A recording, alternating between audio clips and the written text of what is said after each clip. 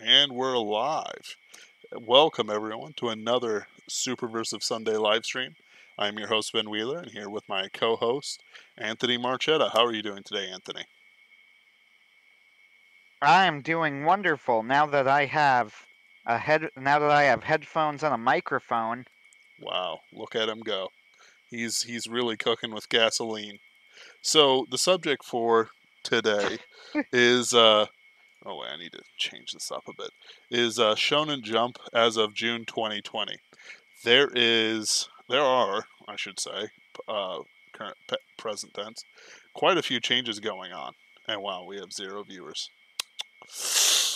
Anthony, why don't you have this up on your browser?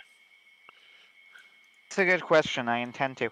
Eh, I any, always work. Well, look, I work under the assumption that we will have none or almost no time, but we have this up for posterity, and I'll post it at the end of articles that I do on Castalia. So it, I don't sweat the live. I don't sweat the live view count. oh, I know. Neither do I. Honestly, we get most of our views in post. Um, I'm just busting people up for it. Uh, I mean, yeah, I'm gonna up my output on Castalia Tuesdays. absolutely. Especially with all the Shonen Jump happening. Namely, Promise Neverland is over. Yes. It Now, is done.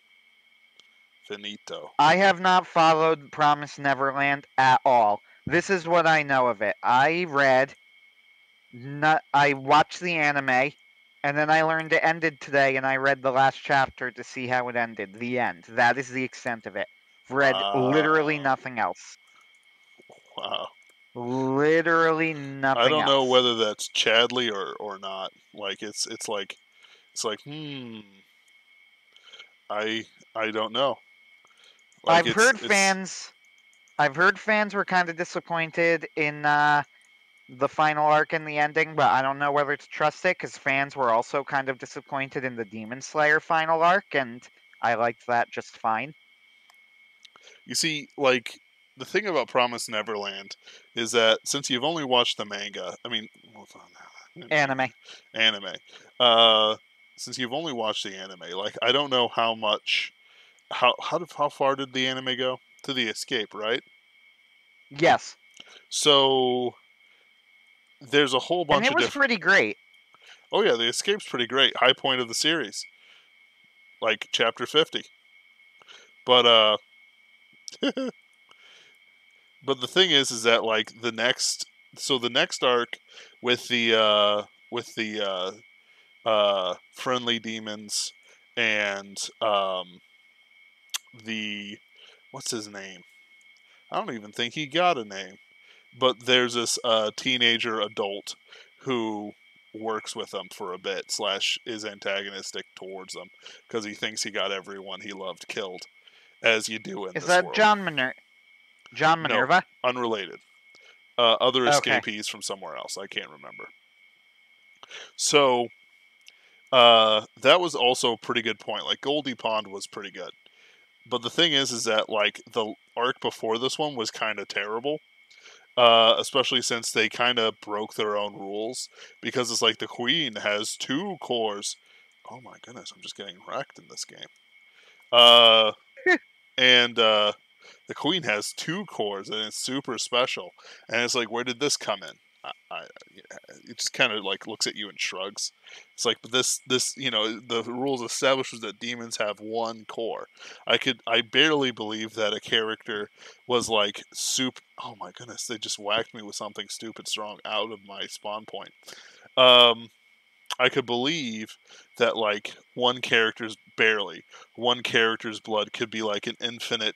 I don't know, like basically they can drink her blood and never have to eat humans again to maintain their human form. Um, okay, that's a logical extension, I guess. Barely. Like the story barely handled that. But like the queen having 2 cores, an extended like cutscene fight, and a whole bunch of other stuff, I just didn't enjoy it in the end. I was kind of like, yep, this is the last arc, all right. When's it gonna end? Could it end soon? I'd appreciate it if it ended soon. And I don't so, know. Did you read the final chapter then? yeah, I've read the final chapter. It's what the What latest. did you think of what did you think of their how they resolved everything? That was actually pretty okay. So, like, my problem wasn't with this arc; it was the arc before it. So the arc before it was the Queen, killing the Queen, who was the big boss and all that jazz, and killing the Queen and just kind of resetting up like demon government. But the problem is, it's like relatively simple and unsatisfying. A character from like one of the better arcs comes back for reasons I don't understand and was not hinted at as far as I can tell. Um, so it's like it kind of like broke too many of the rules, but I think they had the writing on the wall where it's like, okay, you know, you're since the anime's no longer up. Oh no. Since the anime's no longer up in popularity, you're ending this now. What? Yeah, that's right. Ending it now. And so, I know rushed endings tend to be a very, very common problem with shonen stories. yep. That And was also considered a problem with Demon Slayer, and again, believe it or not, I actually don't really agree. same. I think that I thought the Demon Slayer ending worked just fine. I didn't think there was anything mind blowing about it, but it was never a mind blowing series at any point, and it did its job very well. Yep. Like so But that was a complaint there too. so I'm with you on the Demon Slayer ending. Partially because uh hey Underworld Dream.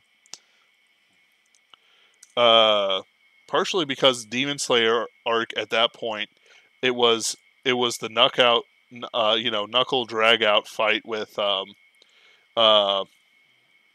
Mo Mozen, what was his name, Kabutsuji, with the demon lord Kabutsuji. Yeah, Muzan. Muzan Kabutsuji, which still is a 10 out of 10 name. Like, you may not think about it like It that. is. It's a 10 out of 10 name. Fantastic. Like, I'm still It's a great remembering it, name. even after, like, it's not going to be relevant soon. So, like, they had their fight with Muzan Kibutsuji. They killed all his henchmen. Where are they going to go after this? Like, there's no place where they can go to. So they have to fight Muzan. Because they're fighting Muzan, that means that, guess what? It's the ending. And, it's time to say goodbye to all our characters. Tanjiro overcomes Muzan with his love, basically. And physically, he overcomes him with the first Kage, or whatever their leaders' titles are. Um, he overcomes him with his Hamon breathing sword slash technique, um, which Yeah, isn't even a parody. Like, that's not even like saying it's like Hamon isn't even it is isn't Hamon. it is That's what it is. it's in by no means like me being a jerk to this series. So No, it's Hamon. That's what it is. yes, it is Like, Hamon. It is special sunlight breathing, literally, proving that JoJo is basically the father of all modern manga. Uh, so because Tanjiro, I was going to see if you were going to respond to that. Because Tanjiro has overcome Muzan I got Kibutsuji, nothing. that's fair. Um, because he won. Hey, I'm a JoJo fan too. What can I I say? know, I know. Because Muzan is dead and defeated and sent to the Shadow Realm forever, or whatever the meaning of that thing was. Um, there's nowhere else for the story to go. The story's over. It's finito. The problem with the Promised Neverland story, actually, I'm going to pause this game while I explain this. Um, the problem, yeah, we kind of did Underworld Dream. We're kind of a manga channel, sort of. The problem with Promised Neverland is that They shook up the rules. They had a quick and decisive ending, a satisfying ending, but a quick and decisive one. And the previous arc was actually quite poor. They reintroduced characters who were probably dead as of before they had to write it that way, to give legitimacy to the new demon government, where it's incredibly clear that they had a whole civil war arc planned among the demons. And basically a character from Goldie Pond solves everything. And he's like, yes, this is legitimate. And the girl who, if you drink her blood, you never have to drink human blood again, is also legitimate, etc. Here are the ancient priests who are legitimate, etc. So that happened really fast. I'm getting the feeling that the last like 2 to 3 chapters were planned out as this is the ending.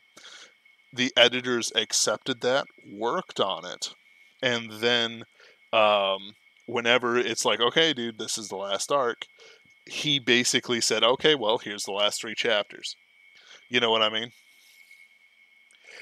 Yeah. I'm sure that Promise Neverland was making way too much money to just like kill off in 3 chapters. But but like it's clear from like everything I know about like narrative and stuff like that, this like even though there was another arc planned, they still had, like this was the end. Like once they went into the, all right, let's all go to the human world, after the main villain who was being set up for the arc villain just killed himself. It's like, oh, it's like one of those feelings, I guess I'll say. Well, my experience with The Promised Neverland is this. I thought the anime was pretty good. I do think that it was overrated by some, specifically Jeff. Jeff, like, creamed his pants over it. Yeah. It was good. Don't get me wrong. It was very good. I enjoyed Mm-hmm. it greatly, and I will be watching season 2. Mm-hmm.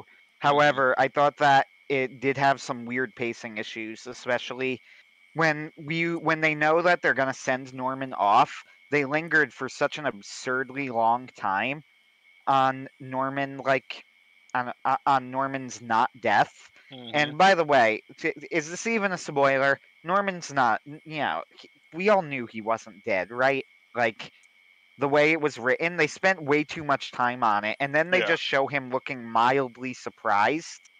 But at that point, I was pretty sure he wasn't going to die anyway, just because they dragged out the freaking death scene for so Yep. long. It was pretty obnoxious. And then suddenly they skip ahead, and we have to see in flashback all of the planning that Emma did to get the orphans prepared for the final escape, which felt kind of jarring, and I felt like we wasted a lot of time on nothing and then skipped a bunch of interesting things. Yep. And it just Which, felt very strange. But with that said, there was intention to it. I saw why they did it that way, which is that they wanted to put us in Ray's position and kind of surprise us. mm-hmm. So I keep getting the feeling that at certain points before the escape sequence, Promise Neverland was dangerously close to cancellation. I could kind of see that. I mean, it could have ended after the escape sequence, to be honest. Yep. In a weird way. It would have made for a sad. I'll put it to you this way: if it shouldn't have ended there, it was right that it continued. However, if it had, and it would have been remembered as like a cult classic series that ended too soon, Yep. But and it would like, have been a perfectly satisfying finishing point. yep, exactly. Like, there's something to be said about ending series, or not even having a series, like having a specific story and then just telling the story, and then it's done. You know, like, they lived happily ever after. What do you mean they have lived happily ever after? Well, sure, okay. The girl and the guy had arguments. They fought over what to name their first kid. Was it the sacrificial pawn or the knight who redeemed himself in the end? Or blah blah blah. It doesn't matter. Like, like people having conflict without like personal stakes is like meaningless, which is why it's like horrible when you're like watching a show and it's like, okay, here's the continuation of the series. What do you mean everyone broke up over stupid reasons? It's like, but it's like Korra and Mako. Like, there was no reason for those characters' romance to go the way they did. Like, it was just like, yeah, Mako's kind of self-absorbed, and it's like, yeah, but you did your boy Mako dirty. Like, he was, like his character, like it's like a writer change happened, and then everyone just lost interest in a guy whose parents are dead, and can shoot lightning. Like, it's like, yeah, least interesting part of the you know let's focus instead on the elite girl and the avatar. Oh my goodness, on the avatar, or Well, something stupid like yeah, that. I don't know. Korra is a whole other story. See, the problem with Korra goes all the way back to the conceptual phase. Yes. The setting of Korra is so utterly broken from the start. Yep. It's completely disconnected from the Avatar universe and really should be looked more like that chibi spin-off of Assassination Classroom, where they went to a fantasy world, than an actual sequel to the Avatar, because that's really what it was. That's really what it was. The setting doesn't make any sense in conjunction with the original world. Can you imagine going from medieval, say, pretend it's Europe just for, cultural consistency with us? Can you Mhm. imagine going in the lifetime of a medieval peasant farmer to, 1920s New York? I Right. mean, maybe in the world of Dr. Stone, Yeah. But even then, but in the like, world of Avatar, it doesn't make any sense. And like in Dr. Stone, we will see in detail every step of that journey. right, like they'll respect us. You know what I mean? Like, it'll be like, okay, here's the exact reason why this all happened. But even then, like, people forget that the medieval to non-medieval period took like 300 years. They had factories in like 15 and 1600. Like, it just wasn't like as crazy advanced as everything else. The majority were farmers in America. Like, the farming guys, was the most important voting bloc in America until, I don't know, like 1950 something, 1970 something. Like, it's, and even then they're still like, you can't not pander to farmers if you want to get elected in a flyover state. Like, it's, like the medieval ways of people living, like agriculture and whatnot, and close knit family groups, is still alive and well. The point I'm making though is that the core, if we're really going to get into Korra, which I doubt we are, but We're not just for long. We're just in theory, like, it's so, like, if you ever hear us go into Korra these. is a broken sequel. It's nothing, Yes. it's really textbook what you should not do. ER pointed this out in his Korra series. He said, he in his first video, he says right off the bat, I want you to know that the vast majority of this series is actually nitpicks because it's broken on a fundamental level, and outside of that, everything else pales in comparison. Yep. He's right. Like if everything else worked perfectly, it would still be a terrible sequel because the setting makes so little sense. So let's see. We can. Now, as far as The Promised Neverland goes, Right. like I said, I did enjoy the anime greatly. It was very well done. I thought that, again, to briefly recap, it had pacing issues, Hmm. and I thought that it did some weird things where it lingered on parts of the story, boring, but it ended on a good note, the season, and it had a lot of good moments, really creepy animation, good stuff. Yeah. Like, Recommend, do watch. I don't think it was the masterpiece that Jeff says it was. Jeff was trying to sell that it was a classic, which I thought was actually kind of laughable because I considered that the fifth best show of the year. right. Yeah, Which is like and its own stream. which is it was a pretty good year. So Yeah. that means it was a pretty good show. But that's it. It was a pretty good show. Hmm. And so, like, part of the reason why I was willing to harp on Korra for a bit is because there's a good comparison. a sequel that doesn't need to exist versus a show that went on way too long. Like, there are several points where the kids could just like settle down and be like, well, this is our life now, hiding from demons, and we're gonna do the best we can, boy howdy, or something like that. Doesn't matter what. But they didn't. Like, they didn't make they kept things going, either because of profit or because ratings weren't bad enough to stop it.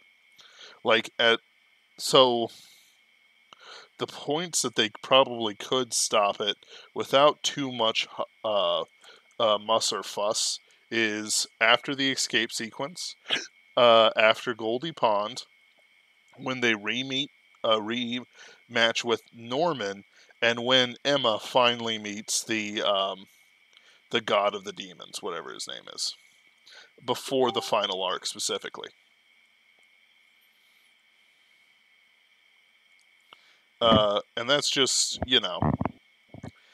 just off the top of my head. Now, Demon Slayer. Sorry, I did listen to that whole thing. I'm thinking out loud about the comparison between the two stories. It's kind of interesting. Which is reasonable. The year that they came out, I know that The Promised Neverland was probably the more critically acclaimed of the two shows, even though I thought from the start that Demon Slayer was better but less original. I actually did not read Demon Slayer until after the anime come out, and even then it was just like I came in on the end bit. Even Demon Slayer, I've only read a little bit more of than The Promised Neverland. Like, I've read the end arc mostly, Slayer, and that's pretty much it. And I think Demon Slayer is good. Mm-hmm.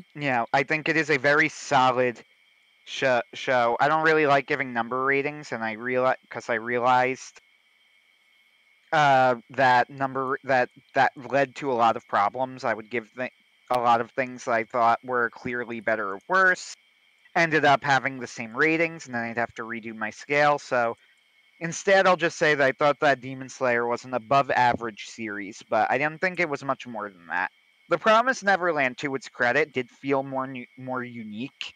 It was a horror story, and a very suspenseful sort of story, very well written story. However, if you told me to pick which one was actually better, I guess the artwork of The Promised Neverland in the manga is better, but the anime between the two, I think certainly Demon Slayer is better. Just in terms of sheer quality adaptation, it's almost unfair because The Promised Neverland is an excellent adaptation, but Demon Slayer is legitimately like one of the best adaptations of its source material ever. Yes. Like, it is. So that's not really fair to compare. Right. Almost. Because that makes it sound as if The Promised Neverland's adaptation did something wrong when it demonstrably did not. It did a very good job adapting its source material. But like, it didn't make it go over the top. Like, no. So the thing with Demon Slayer is that I view it as a distinctly Japanese story and experience. Unlike, say, Promised Neverland, which I would say has a more European flair to it, Demon Slayer, I believe, resonated incredibly strongly with its Japanese audience, both because of the art, the aesthetic of the art, and the characters in general. Hitting whatever's whatever that tickles in the Japanese audience's heart. That combined with like, kind of like, for some reason the what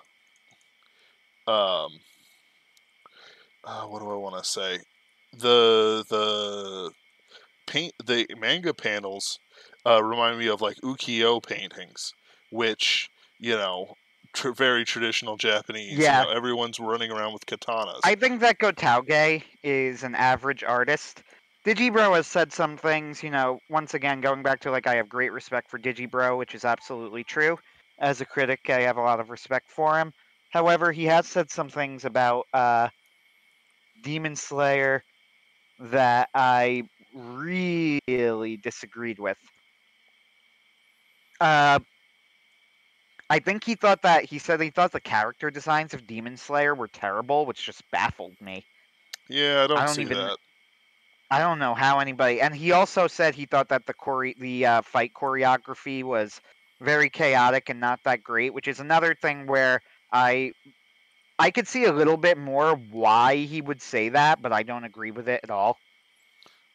You see, when Uh, like, I could understand a little bit the character design. I don't get. I mean, I just think it has great character design. oh yeah, So 10 out of 10 character design. whatever.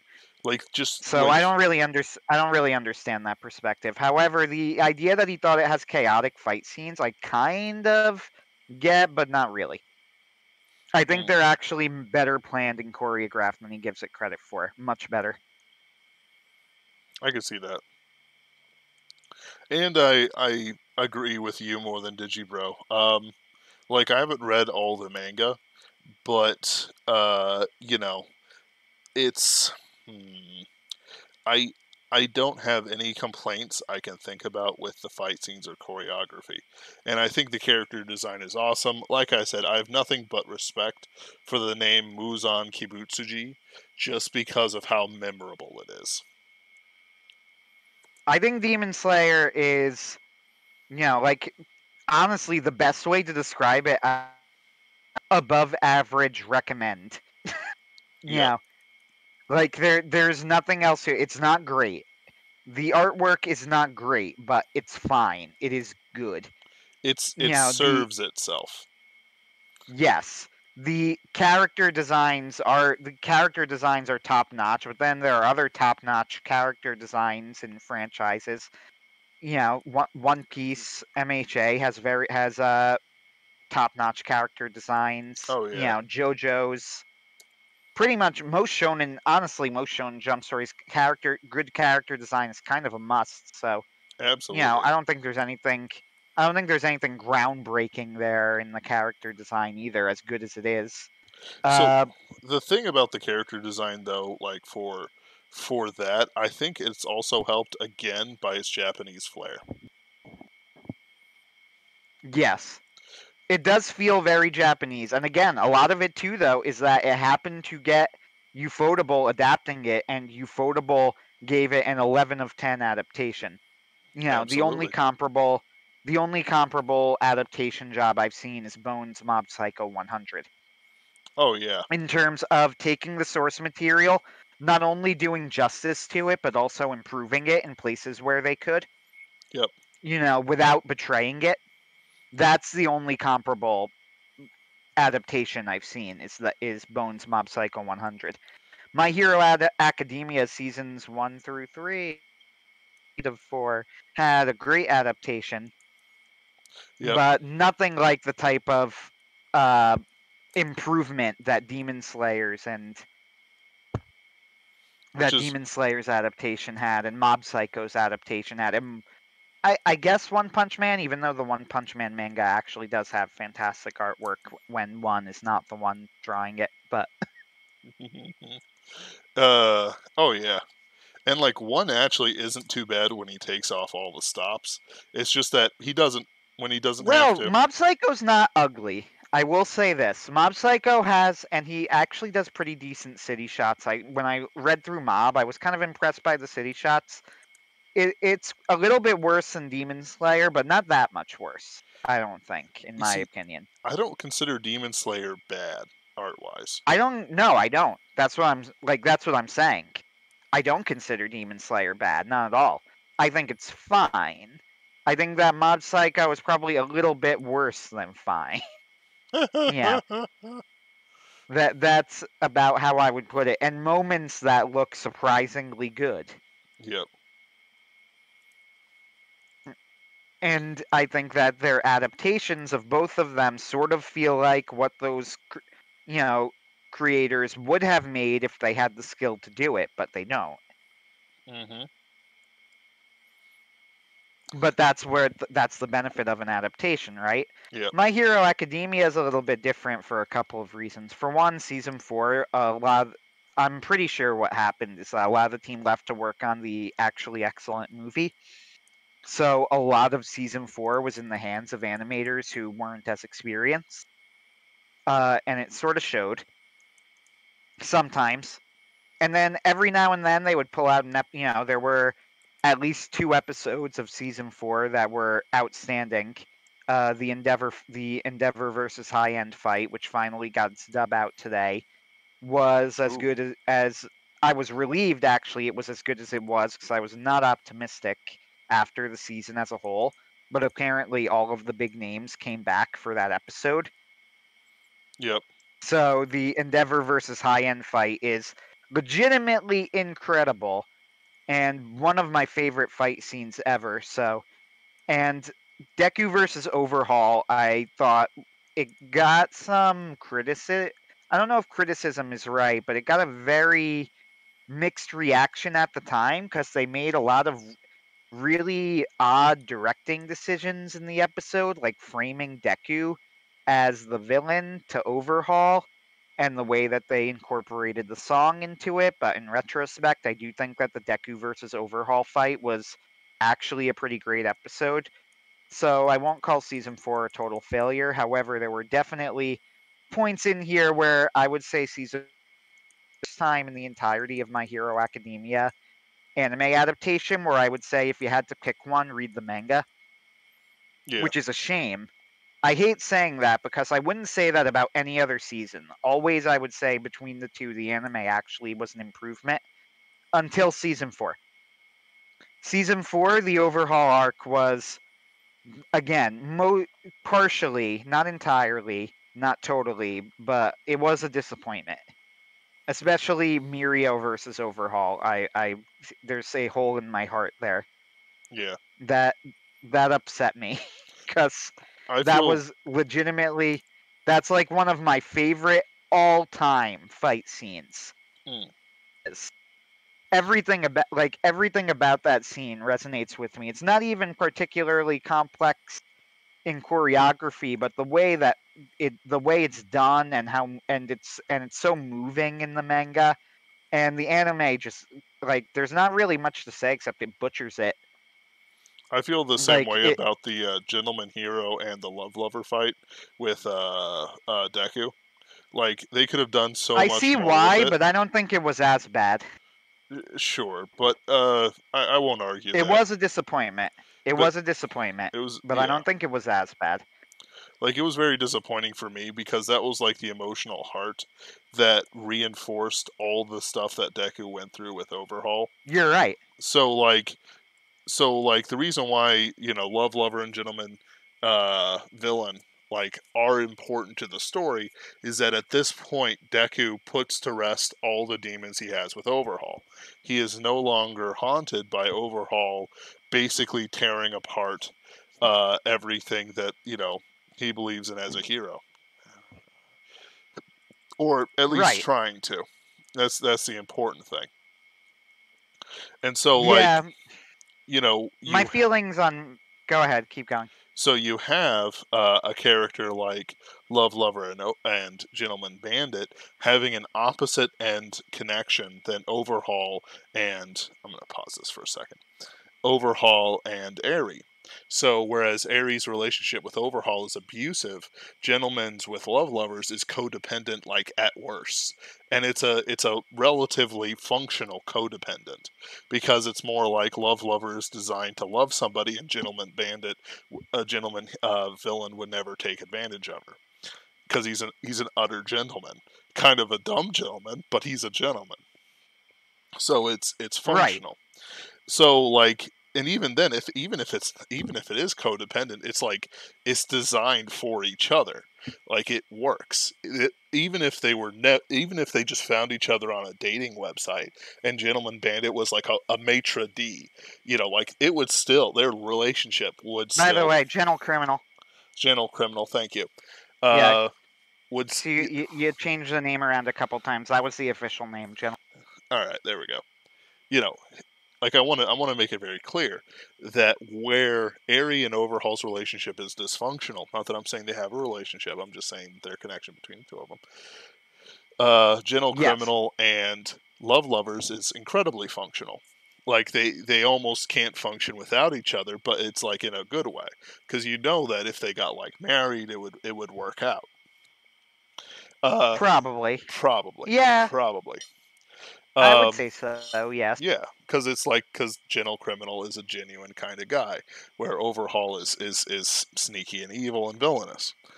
So. Overhaul, I was discussing it with my sister, and I go, like, he looks like he's like 30 or 40 years older than her. But then she pointed out to me that if you look at his teenage flashback, he still has white hair, so it's possible that it's really only a 15 to 20-year age difference, which is large, but within the realm of Yeah, plausibility.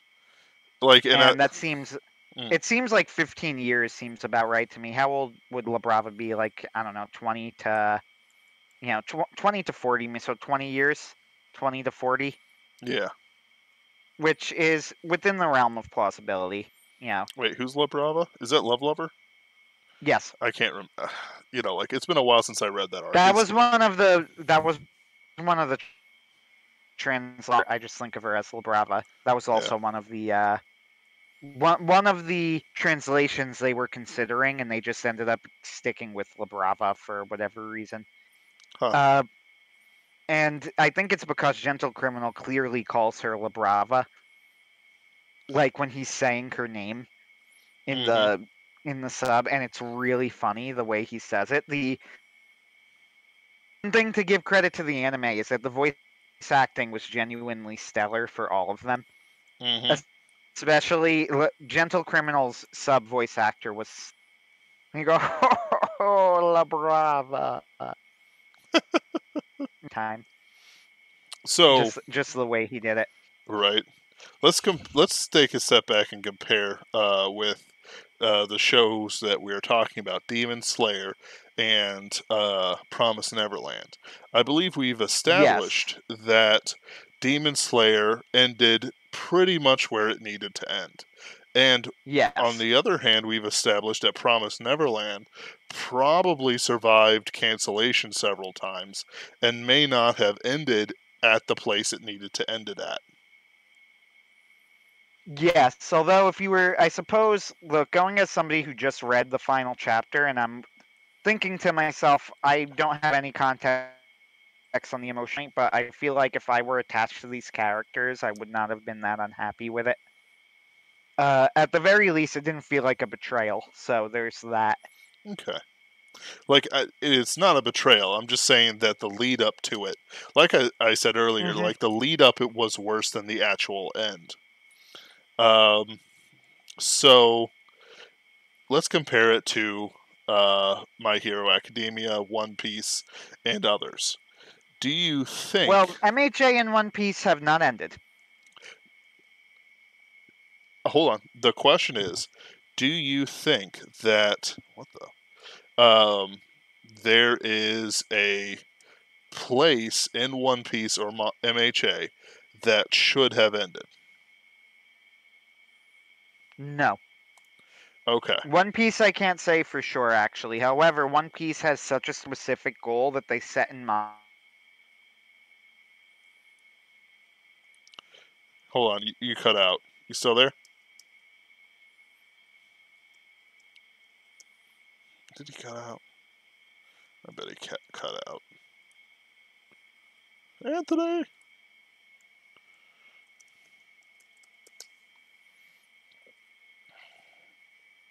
How you doing today, folks? You doing all right?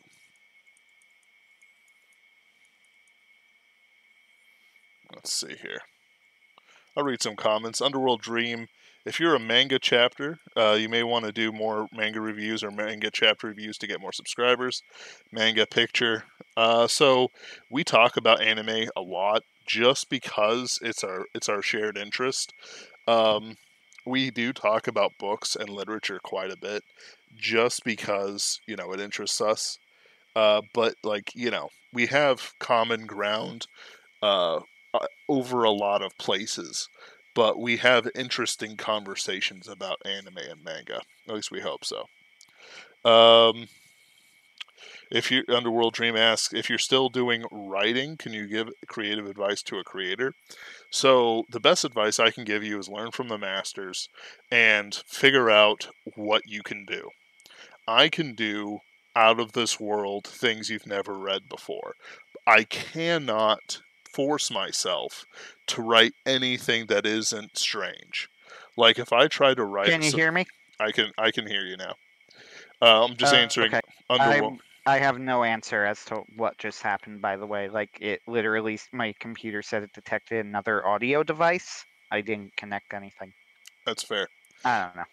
Computers be like that sometimes. I write science fiction. I don't understand science. So I'm just finishing up one of his questions here. So like if you have a certain set of authors you want to follow them and develop your own style. For me, it's John C. Wright at the top, then a bunch of authors like Larry Correa, China Miéville, um, uh, the Foglio spouses, which do Agatha H. Robert E. Howard is like next to John C. Wright. So um, Brian Niemeyer's is pretty good as well. Uh, like I follow these guys pretty not China Melville as much or the Foglios in their personal lives, but I follow John C. Wright and I know Robert E. Howard's history and I know vaguely whatever Larry Correa is getting up to at any given time. I do it because it helps me model what I want out of myself writing wise. I want to write grand arching story arcs like John C. Wright. I want great fight scenes like Larry Correa. I want interesting characters like the Agatha, like the Foglios. I want amazing settings that melt the mind like China Miéville. And that sort of makes me more of what I am, and it hones my vision. Every manga artist we ever talk about has a lineage. The famous one is, of course, the Dragon Ball Z lineage, which goes from Dragon Ball Z creator Toriyama to the big three: One Piece, Naruto, and Bleach. One Piece gave rise to the fairy tale guy, who I think who gave rise to Yankee Kun to the Magane-chan guy, which ran for a very respectable 2 to 3 years. I think Nanatsu no Tansei, the Seven Deadly Sin, is somewhere in there as well, but don't quote me on that. Like, there's a lineage. Like, Promise Neverland guy and the Demon Slayer girl? I can't remember. Yeah. Both of them I think girl. both of them have a pretty unique lineage that you could probably trace if you go back far enough to some sort of great. I haven't bothered. I'm not interested in them as people, as I am, say, Ichiri Oda. But it's very interesting to me. And a manga that we haven't talked about yet, but we probably will, Dorohedoro, came from Hayashida Q, who was a student of Tsutomu Nihei. And you can literally tell her connection, just like you can tell the Dragon Ball One Piece to Fairy Tail to Yankee Kun to Magane-chan guy, because both of them shared a love of dark, brooding architecture, bloody combat, and a sort of dark humor. Even though Tsutomu Nihei's humor is very subdued, almost to non-existent. Like, he has like one joke every like 10 chapters. Hayadashida's Q's jokes are much more in there. Whereas both like a very serious story, Hayadashida Q prefers a bit more lightheartedness and whimsy, whereas Tsutomu Nihei prefers more grim darkness. Like, it's kind of like one's lighter than the other. So, there's that lineage. You know what I mean? Other things like, I know that what's their names? Just a second, guys. The guys who wrote Pluto have relations with Katsuhiro Otomo, and those are the guys who did Monster. Like, they have relationships with some of the greatest manga artists of all time. Osamu Tezuka, etc., and have even been given permission to to uh oh no, please be please still be working.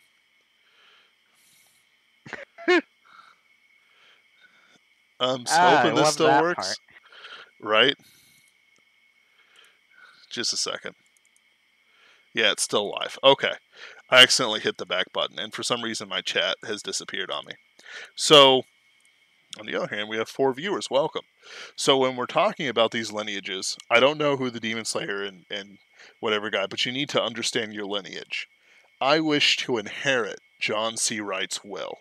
Of course, I am but a filthy Protestant, uh, unlearned in many of the subtle ways of the Catholics, as he is an inheritor of G.K. Chesterton's will, and the inheritor of the will of many other Catholics before him. I'm not really worried about his space Catholicism. I'm more worried about his writing styles, his abilities, and his character as a writer.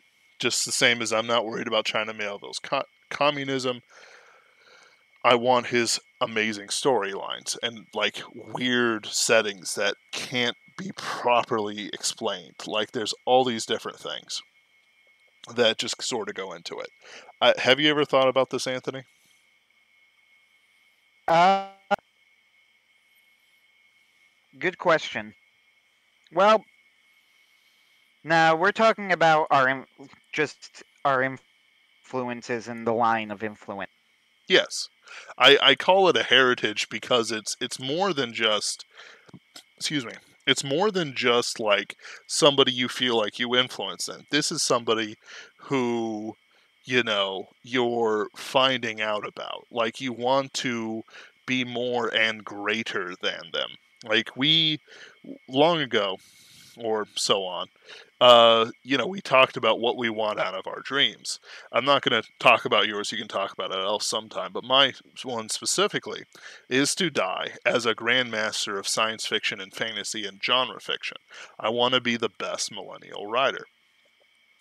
To do that, I study the masters of the past. I listen to their audiobooks.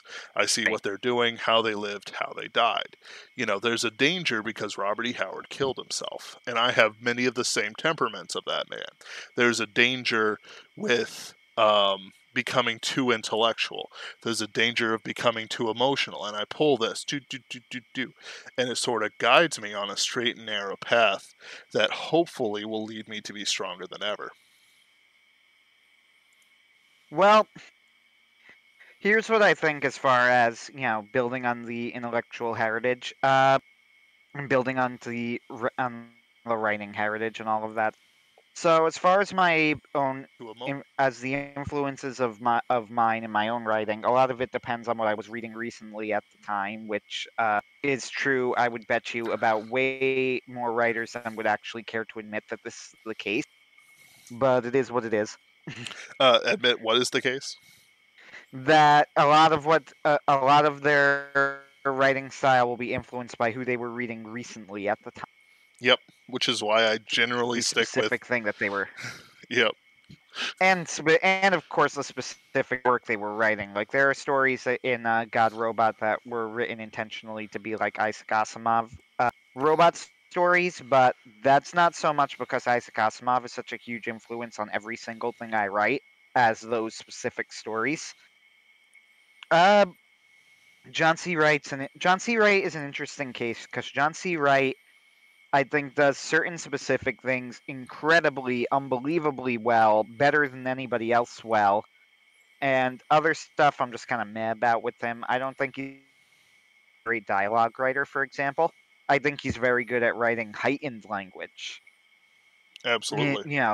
He's very good at writing dialogue that sounds like it's old-fashioned or official or uh, heightened is the best word for it. It's hard for me to explain, like it's from a medieval fantasy world, right? This Mm-hmm. is why Awaken the Nightland works so well, because it's all written in that heightened language and all fits because it fits the setting. And Yep. I think it's why my favorite novel of his is Green Knight Squire, because Gil speaks in that heightened language, and his dialogue fits naturally in it, and that's right in John's wheelhouse. Mm-hmm. So I don't think he writes particularly great naturalistic dialogue. He's brilliant at description, like brilliant at description. Maybe one of the best I've ever seen at description. Uh, yeah, I would say that he's one of the best I've ever seen at description. But the flip side of that is I am not so sure how great he is at creating like really unique and unique characters. Instead, he's good at taking old archetypes and putting them in different contexts. I don't know. The It's a point is, I strength of think that his. John. Yes. The point is, I think John C. Wright is extremely strong in specific contexts and kind of in others. And in his wheelhouse, he's brilliant. Outside of his wheelhouse, I I'll put it to you this way: there's been nothing by him that I've seen that's appealed to me recently. Not so much that it was bad as that it wasn't what I was looking for from him. Mm-hmm. Mostly, I'm really waiting for like he keeps coming out with his chapter by chapter pulp stuff and whatever, and I just want to see the next book in the Green Knight Squire series. What is it? The The Mad Scientist. Mad Scientist's Apprentice. Yes, Yes, you're absolutely right. I've met, that I'm looking forward to. we've But he hasn't come out with anything like that in a long time, which is a shame. that in StarQuest, and part of it is his publisher Castalia House deciding, you know what, we want to do XYZ a little more, or he himself like having other things that he needs and or wants to do, like Right, which is fine. He has StarQuest. every, he could do what he wants. I'm just telling you what I Yeah, want. no, I mean, he's absolutely. apparently doing fine, so, Yep. take it for what you will. Some of the stuff he's written is some of my all-time favorite. Awaken the Nightland. I thought Pale Realms of Shade is a brilliant story. Book of Feasts and Seasons generally is pretty great. Mm-hmm. I think, and I will contend that what's it called? One Bright Star to Guide Them is kind of overrated. I don't think it's the masterpiece people think it is. I think that the ending is kind of confusing. Where I he don't. goes off to No, not before that. Here's the thing. I once read John's explanation of it, and I'll put it to you this way: when I read John's explanation, John seemed to think, and that his explanation of it was the very obvious, straightforward reading of events of what had happened, and it was not what I had gotten out of it at all. It huh. was this idea that I wish I could find it, but I won't be able to because it was in the comments section of posts years ago on his blog around the Hugo time period. So it's going to be impossible for me to find specifically what he said. Yeah, that's like 5 years ago. Yeah. So I'll put it to you this way. When I had read the ending, I thought it was kind of weird. Like he has to kill the cat, and there was what was his name, Tiberius or something. Yeah, I can't remember. He something like that. He has to kill the cat, but then it comes back as like a winged lion. And he said something that it was about like the death of childhood and being skeptical and whatever. But as somebody pointed out, and this is what I got with them, I said, really? That's really not at all what I got out of it. What I got out of it is that he told the cat that he didn't want to do something, and the cat told him to do it, and he did it. So he listened to the cat to do something that was counterintuitive to him out of faith or trust or something. Mm-hmm. And I didn't really get skepticism out of it, and I'm not I mean, it was I really wish I could find his actual quote so I could tell you where like I don't know. I thought it was more muddled. That and the fact that I thought he glossed over too much. And I know the argument. I know the argument is that it was supposed to be like, a nostalgic, melancholic style where they're telling you about past events. But I'll tell you my issue. We learn that there's this whole scene where he has to escape from his friend, the one who aborted his child, and he has to escape out of a plane and using a spell or whatever. And we literally skip that entire scene. Huh. We don't actually watch the scene. We are told about what happened afterward. And I remember reading that and going, I would have liked to see this. Why did Right. we not see this? I don't understand. Why did we cut away? So Like, this is you're really interesting. right. So, My I don't favorite know. of his is It the was Iron fine. Chamber of Memory, which has like That's a great similar. book. It's a great book, absolutely, but it's got enough of the unreal and the real for me to just love it forever. I read it once a year, guaranteed. It always heightens my feeling. So, Underworld Dream asks, I want to make a spiritual successor for Warhammer because the current is turning soy. I decided to start it out as a dark parody, like the original Warhammer game. Since I want to make the successor to Warhammer, I am actually looking at medium that inspired it, its creation, as well as the medium they ripped off. So I'm going through the creative lineage of that stuff. So the thing about Warhammer is it started as a tabletop game and everything else came second. And if I'm being honest, I have no I idea. know nothing about Warhammer. I'm just gonna throw it. That's fine. It It's very was, vague. It's very grimdark. That's it. That's yes. all I know. Yep. And the thing about it is that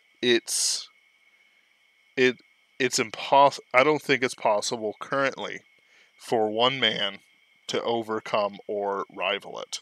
It's like it's not just David and Goliath. It's David versus the planetoid, and sure, you can lob the atom bomb in, but you have to overcome at least 4 fields of influence. The first one being the tabletop game, which is already super popular as far as tabletop games can go. The second is video games. The third is all the books and stuff out there. And the last one is the ontological inertia of their fan base, which is pretty loyal. Like they take garbage, like and eat it and say it's a gourmet meal if you squint at it hard enough. Um, Anything else is heresy. Like so, those 4 things: the tabletop game, the video games, the literature, and the fan base itself. You would have to break in and defeat them at some point at all 4, and the fan base is going to be the hardest one. It's going to be easy and it's going to be hard. Um, so good luck with that, but that's not what I'm called to do. Actually, Hmm? here's what I'll say. You mentioned the whole thing about finding a heritage and whatever, and I was, looking through Underworld Dreams messages to us through here and how the channel kind of ended up the way it did, where we talk so much about manga and anime. So I'll tell you why. It's really partially because of me, and this all connects, by the way. So don't worry, it will get there. I'm Uh, rubbing off on you. yes, it's gonna come around. It will get there because this is I'm going to answer out loud what I answered briefly here on the chat, and I'm going to loop it into our topic of the heritage that we're inheriting. So, here's how the channel ended up the way it did as anime and manga focus as it is. It's my fault. Ben was feeling uninspired, and I was bored during quarantine, and I'm very opinionated just because that's, call it a flaw or just a character trait, whatever you want to. And I watch a lot of anime and manga now more than I experience other types of media. So I told Ben, "Hey, let's do the live streams. I'll co-host with you." And he said, "All right, I'm uninspired, and that's a good way to get it started back up." So the reason that we talk as much about anime and manga is partially, at least, because of me, because that's what I've been experiencing more of. That's it. There's really nothing fancy about it. The overall mission of the Superversive channel did not change. It just happens to be the stuff that I'm looking at, and I convinced Ben to restart the channel. There Yep. you go. There's no secret here. Yeah. I have nothing particularly interesting to go on there except I really like anime and manga. Now, Hmm. going into the heritage thing, this is where it actually gets interesting. The thing is that I felt a lot of what the pulp revolution people and whatever felt with that sense of unease with modern fiction. And what changed it, which was actually getting into anime. And that's why I experienced more anime. It opened my eyes up to an entire world and style and types of storytelling and storytelling decisions and good, and characters that people just don't do in the West. Death Note specifically was the one. The first anime I watched was Cowboy Bebop, but I'd watched it years before just to say, like, I want to try watching an anime. I also watched Spirited Away, like, completely disconnected just because I really wanted to try something. Finally, one day I see Death Note on Netflix. Uh, I was pretty turned off by the short, very histrionic, over the top potato chip and eat it scenes that I'd seen like on YouTube and whatever. But then I actually watched the first episode, and the first episode of Death Note is amazing. It has the famous Lindell Taylor scene, which is a absolutely unbelievable scene, and it immediately sold me on the show. And even though Death Note is still one of my favorite shows, though it is not my absolute favorite. That would be Full Metal Alchemist Brotherhood. But the first half of Death Pleb. Note, especially, is still one of my favorite. Is one of my favorite anime. But it was after finishing Death Note that I kind of realized that there was like this entire world of really incredible storytelling out there that I just simply was not aware of. So I started getting more and more into anime, and so far, I haven't been disappointed. And it's like, if you want me to talk about it less, then the answer is, tell them to stop making good things. I don't know. I really like it, and that goes into, like, as far as what sort of heritage am I following nowadays. There is your answer. The heritage that I'm following nowadays, I'm taking a lot of my cues from anime and manga. Oh, I wrote a whole article on how I do my criticism. That's on Castalia. It was, I think, Mr. Castalia House article or 3 weeks ago, and basically the whole thing was, I think that the type of criticism that we try and do is very important because you need people to think about this stuff. Like, you need people, when they watch and read whatever they do, you could like what you want to, but really think about what you're liking and why. You know, you should be able to be honest enough if you like something that's bad, or if you think something is great, then people need to start trying to understand why the things they like are great. Digibro made a very similar point in his Asterisk War series. He compared it to another mediocre series called Chivalry of a Fair Knight, of a failed in the review. Good review, by the way. Uh, the Chivalry of a Failed Knight review was also a very good review that was stuck in the middle of his Asterisk War series review. And in his Asterisk War Chivalry of a Failed Knight comparison, one of the points he made was that it is important to distinguish between the difference between a 0, a 1, a 3, a 5. That's kind of not exactly what I'm saying, but similar to what I'm saying, in that if you're going to be experiencing all of this different media, it is important for you to recognize the quality of what you are experiencing. This is something that's biblical as well, by the way. Mm-hmm.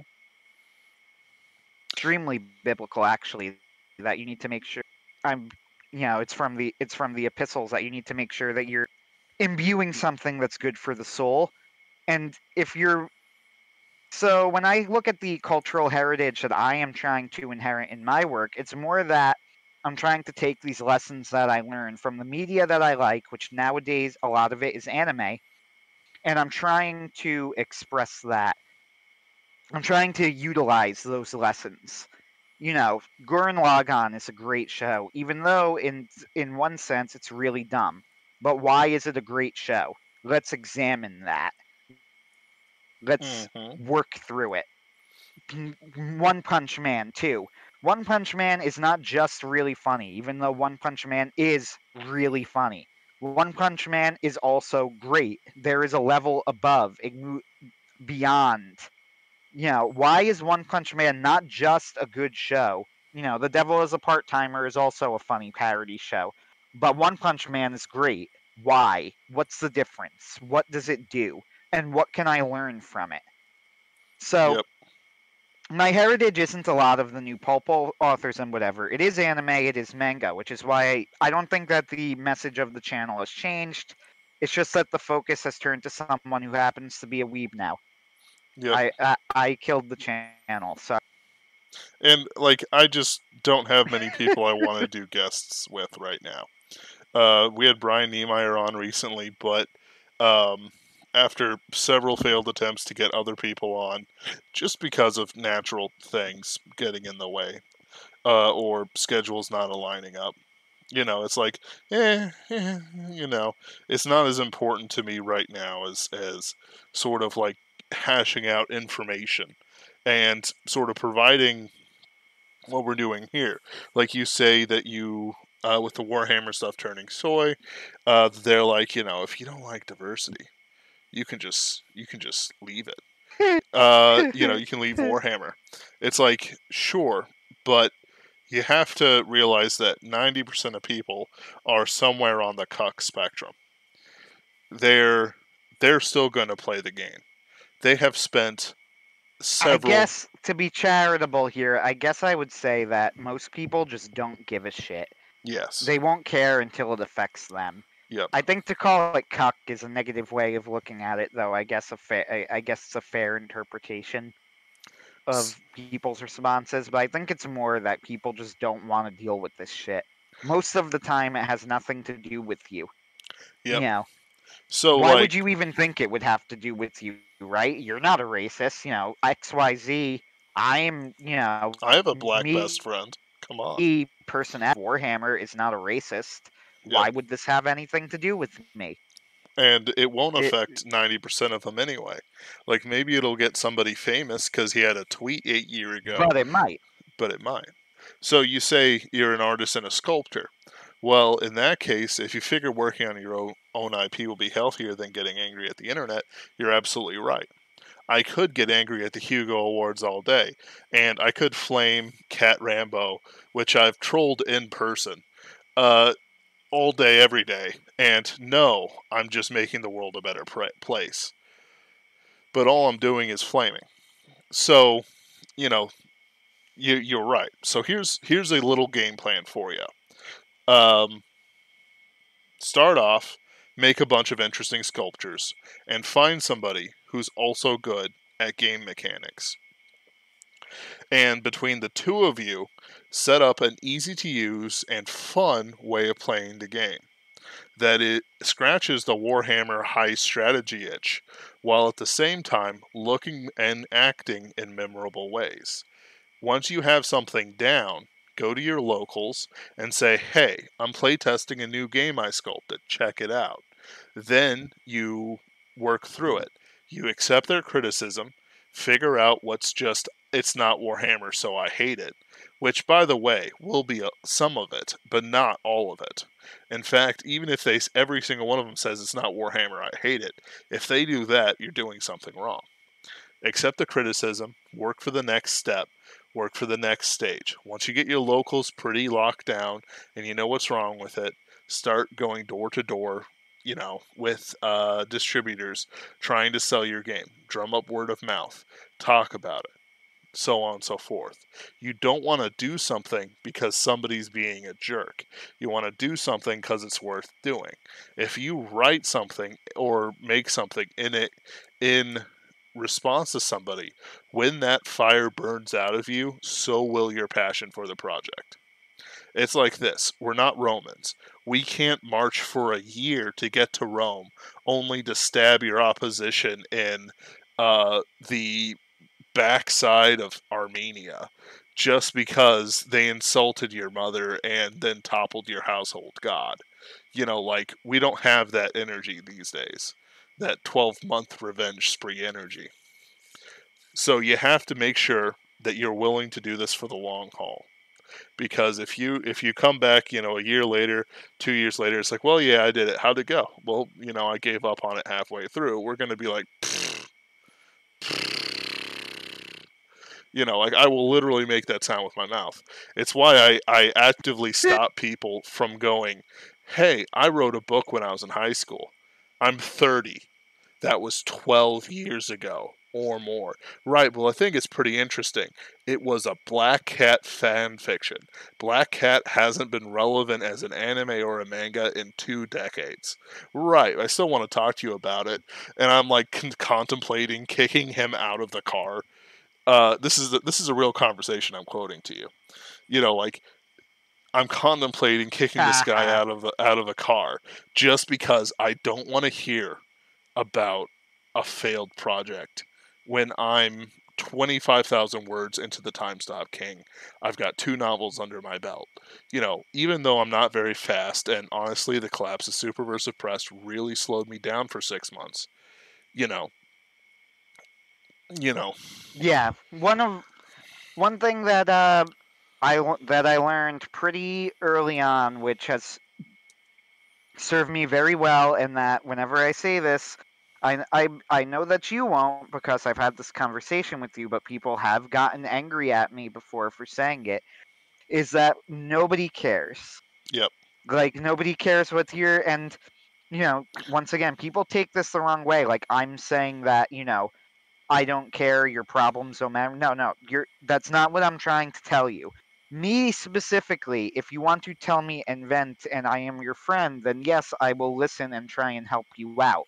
But if you're trying to tell if you're lamenting to the world about the bad breaks, nobody cares and it won't sell your Yep. and nobody's going to accept the excuse either. I have let people down. I have made mistakes, and I'm talking about me myself personally. And when I was asked to justify it to people, I would tell them I don't have an excuse because it doesn't really matter. The fact is I made promises that I didn't keep, and you have every right to be mad at me. Nobody really cares about what your excuses are. Nobody really cares why you're not successful. What people care about is what have you done Mm-hmm. and what are you doing? What are you making? Uh, that was part of the reason, honestly, for starting up the channel again was just me pointing out to Ben, like I know that we have good reasons for shutting the channel down, but the channel's still shut down, and nobody, yeah, like Mm-hmm. whatever our reasons are, even if they're great reasons, and believe it or not, some of them were very good reasons. I mean, the shuttering of Superversive Press, Yep. that Which, by doesn't the matter. way, which, It by the way, literally doesn't matter. hold on. Here's the icing on the cake. I lost my job, I lost my press, and I lost my girlfriend in 1 week. Same week. Same time. I was literally laying on bed realizing that everything I had built over the last year had come apart because I couldn't keep my hands off this hot girl. And not that I was accused of anything. Like it wasn't that sort of thing. It was all very consensual between me and the girl, not the company. That's the important thing. And so I'm like laying down there on my futon pile, which is comfortable. Make yourself a futon pile sometime. You deserve it. And wrapped in my robe I got on Christmas, which is like the best Christmas gift I've got in like 5 years.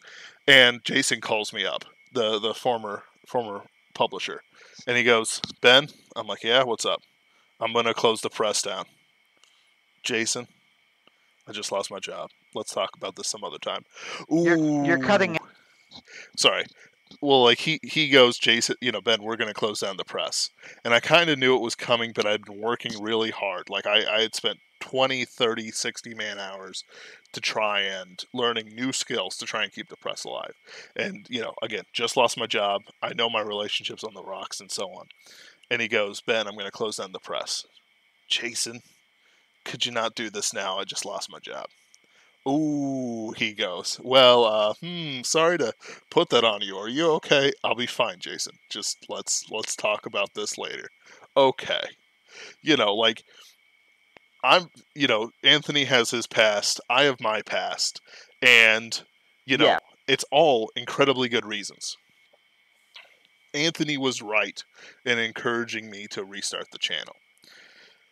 We need to have a passionate project to work on in between us, getting critiques for our books, writing articles, finding jobs, preparing for life changes.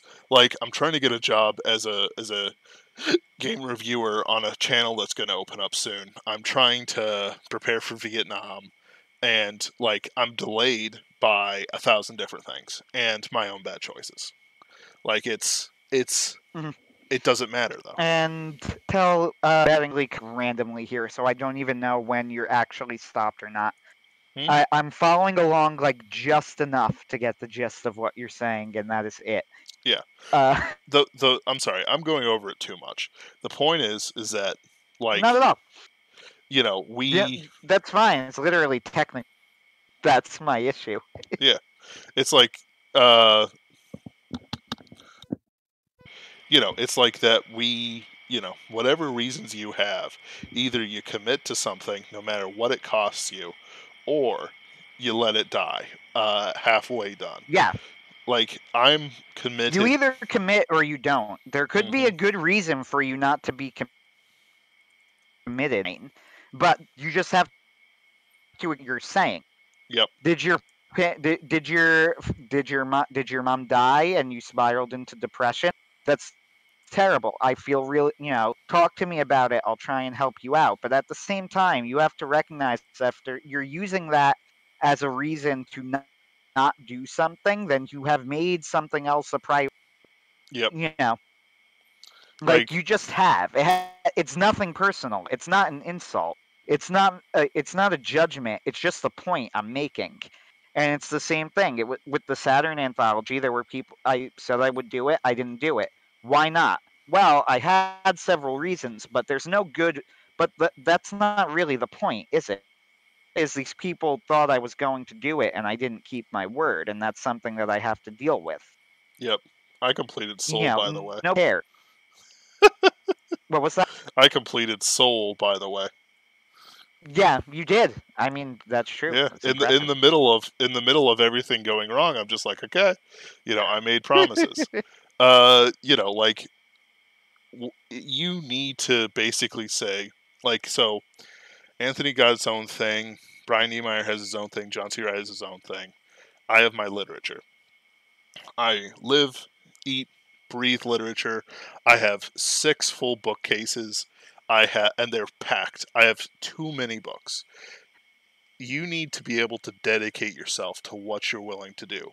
These manga artists, and I've brought it back in. I use sorry, what? Not my. I've had this issue. I feel. I want to try and get finishes that I had.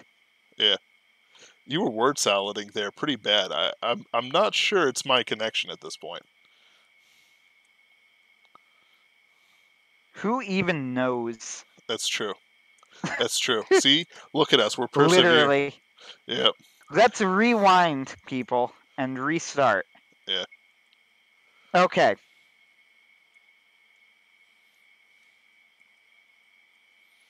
Anyway, so to make this project that I was going to work on. Anthony, I might want to reset your finish connection. Probably. You think it's my connection? I'm pretty sure it's your connection. If it is, then alas, after all of this, we might need to go to the phone. Oh no. Well, let's try. Let me try something first before I give up completely. So, like, we did hear the part about you and Saturn and stuff like that. So we're that far ahead. Like that part did come in. I really didn't go that much farther. Oh, okay. Then we're good. Can you hear me fine? I can hear you fine. I tried changing a setting on my headphones. Now, I don't know why changing the setting would do anything. It wasn't completely cut out, but it seems like it made a difference. So I'm not going to question it. So what was happening is that the connection was gathering all your words together and then just spewing them out like in a second chunk. Really? Yeah, it was weird. And then on my end, I'm hearing you like cut off every. I don't know. I don't know. I don't get it. One day, I guess, unfortunately, unless I could figure out by next week how to get this working for a full Livestream, I'm gonna have to replace these headphones. Alas, it's sad. But okay, just going on from do next. For the next project that I want to finish, I did a series of reviews on Miyazaki's films, and I was going to do a series on all of the Ghibli films, and I wanted to compile that into a book one day. Of course, a book of generic review / writing advice from somebody who has no track record in writing. Zero reason that would sell, but yeah, it's a passion project more than anything else. You're an anthologist more than than a lot of things, and that's True. yeah. I mean, it's more than it's mostly my reviews, but not entirely, because you actually had an article on the Cat Returns I forgot about. Really? Believe it or not. I forgot Yes, about you it wrote. too. As I was going through, like, what articles did I have written, I just thought, oh yeah, you wrote one on the Cat Returns. Yes, and I could probably find it on Superversive Sci-Fi and maybe link it in the live show. So hold on. But Corey had one on Howl's Moving Castle. I still need to finish several more movies. I need to do. You've Let me seen think. Porco Rosso, right? Yeah, we've talked about it. Oh, I've written the article on Porco Rosso, and I've seen Porco Rosso 3 times total. Fantastic. Yes, I just rewatched it for the 3rd time. It gets better each time I watch it, actually. Right. It's one of those movies. It's an excellent movie. So since we're talking about this sort of like dedication stuff, like these manga artists live hellish lives for their craft. Like They do. it is not something I could personally bear, and maintain my creativity, for very long. Like, and even then, I have a very professional attitude, and it's their dedication to the craft is inspiring in and of itself, even if you cringe at it. Like in pain, wince in pain. Yes. That's probably a better way to say it. I cannot find your art because they redid the Superversive Sci-Fi website and it messed with a lot of the archives. So I wonder if that's why I'm not finding it. But I know for a fact that you wrote it. Yep. I So probably have it somewhere. Yeah. What I want to do, I was going to turn it into like a book on like how write the writing from Miyazaki and Miyazaki movies. Now, the thing is that Miyazaki's so popular, there's already such a huge body of work on him that you need to figure out what type of different angle you could come at it from, and I would be doing substantial revision on my essay. However, some of my favorite nonfiction books are essay books. Tom Simon's Writing Down the Dragon is a should-be classic. It's not popular enough to really be considered one, but it should be one.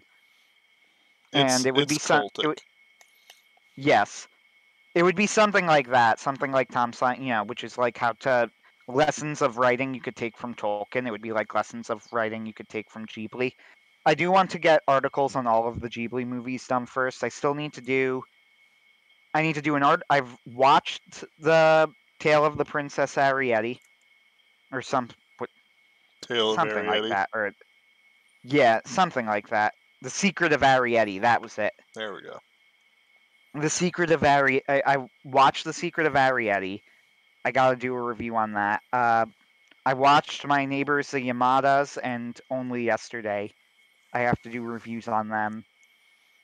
I did not watch Grave of the Fireflies because I genuinely do not want to. However, you might have to. I will have to. I've been avoiding it because it's just supposed to be so depressing. I've been avoiding watching it. Behold the orphans. Behold the cough. Big brother.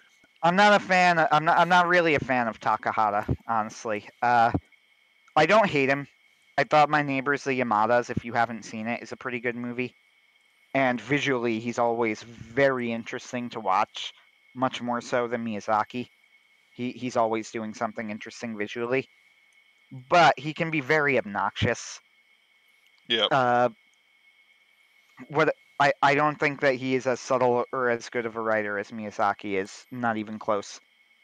And I thought only yesterday in The Tale of the Princess Kaguya, for all of the benefits they had, which were mostly visually, especially Kaguya, they were also incredibly boring. And I mean incredibly boring. Especially only yesterday. Not that Kaguya was interesting either. Kaguya is also boring. But Yamada's wasn't bad. My neighbors, the Yamadas, and it had a really cool like crayon-ish art style. I need to watch Pompoko, which I've heard is not great, and it doesn't look as if I'll like. But at least it's kind of an action movie It's fun. ish. Ish. Yeah. So maybe I'll enjoy that. I need to watch When Marnie Was There. And now I don't Ghibli's gonna understand be that one. no. Well, now Ghibli's gonna be coming out with oh, and I need to watch Goro Miyazaki's movies. I need to watch I tried From Up on Poppy Hill, I think, and I remember it being okay. It reminded me of Princess of the Heart, but not as good. He's actually coming out with another movie this year, Goro Miyazaki, and I'll probably check it out. It's another one based on Diana Wynne Jones, who was the Howl's Moving Castle author, and it'll be coming out this year. So that's something. Mm-hmm. And it'll be a CGI movie. Miyazaki, of course, is working, which is his next movie, which is a fantasy action adventure movie, which blew my mind. What's the name of it again? How Do You Live? Oh. I did not think he would be making another fantasy action adventure movie. When I learned that was going to be the genre, like I was genuinely shocked.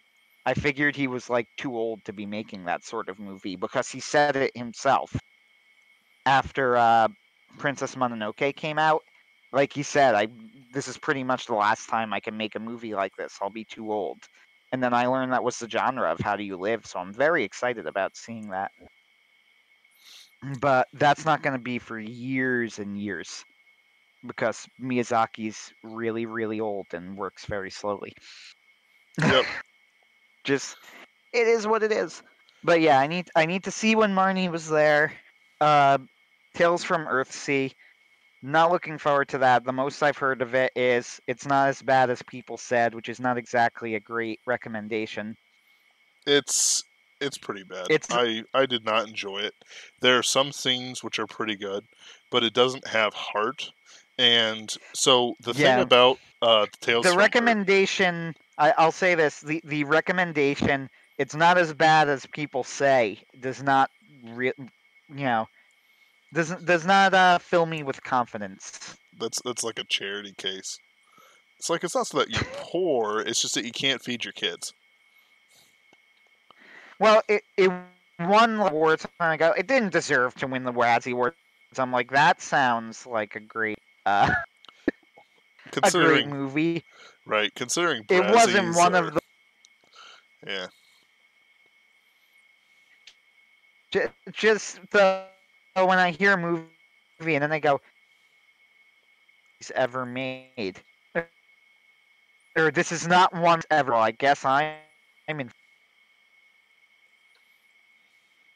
You're doing that thing. Phrase. Yeah. Yep.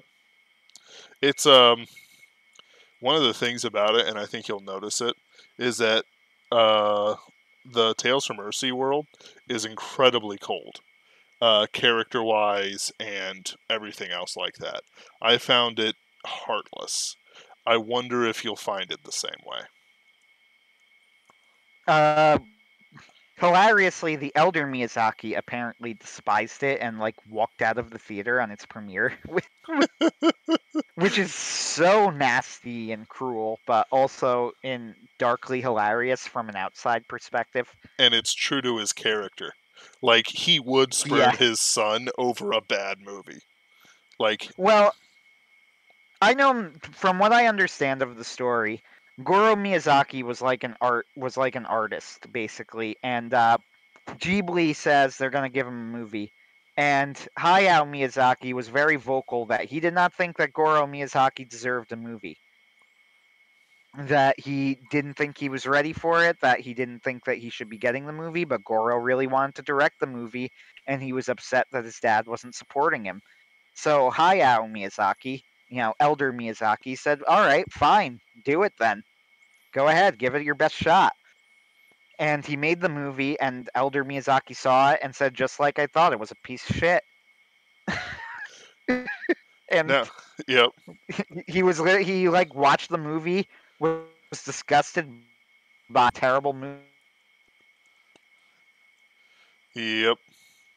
Elder not come out of the story looking very, and it's Yeah. true that that's dick thing But it's also very, very true to the to do. character. Like it's But at the same time, that's the really mean thing. yeah. Is Elder Miyazaki is not it, from what I know anyway. Like I said, the whenever I hear a recommendation of, oh, it's not one of the worst movies ever made, that's not exactly like, that doesn't inspire me with tons of confidence. Mm-hmm. Up on Poppy Hill actually is also Goro Miyazaki with a script by Elder Miyazaki, and it won the Japanese equivalent of the Academy Award. So I guess he redeemed himself. Maybe this new movie will be good. I remember Up on Poppy Hill just being kind of like Whispers of the Heart, but not as good. So, It's must have been a weak year. probably. So, like, it is also worth remembering that Miyazaki is at this point an elder statesman class individual. Like, his word makes things rise and fall. And he uses it incredibly sparingly. And the fact that he's using it to quasi feud with his son is almost a good thing. Because then he's They not. are on good terms now. Yes. Which I assume is because Junior figured it out. I feel so sorry for that guy. Like, it's like, what Well, I happens? think it's because what happened. I think it's because he made the movie. Like, he legitimately, like, honestly, I think that Elder Miyazaki gained some respect for him, that he made the movie. Like, he said something along the lines of, he thought it was a sincere effort, which is something very important in Japan. Yep. Sincerity in a project. So I think it was just the very fact he had all of that pressure, and he managed to come out with a movie, earned Elder Miyazaki some respect, and then they worked together on Poppy Hill. Yep. Uh, Again, Poppy Hill did win the Japanese Academy Award, so even though it's a very similar movie as far as I'm concerned to Whisper of the Heart, except that Whisper of the Heart was better.